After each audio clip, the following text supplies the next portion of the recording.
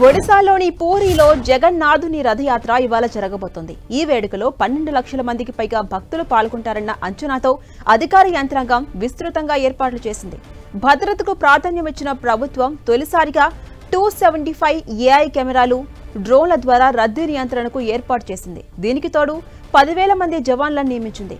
అటు భూతల, జల, వాయు మార్గాలపై గట్టి నిఘా ఉంచినట్టు అధికారులు చెప్పారు. రథయాత్రకు సంబంధించి జగన్నాథుని, నందిఘోష్, బలభద్రుని, తాళధ్వజ, దేవి సుభద్ర, దర్పదలన్ రథాలు అందంగా ముస్తాబయ్యాయి. శ్రీక్షేత్రంలోని గర్భగుడిలో భక్తులకు నేత్రపర్వం చేసే ముగ్గురు మూర్తులు పెంచిన తల్లి గుండిచాదేవి ఆలయానికి చేరుకోవడం ఆనవాయితీగా వస్తుంది. భారతదేశంలోని ప్రముఖ పుణ్యక్షేత్రాల్లో రథయాత్రలో ఉత్సవ విగ్రహాలను ఊరేగిస్తారు.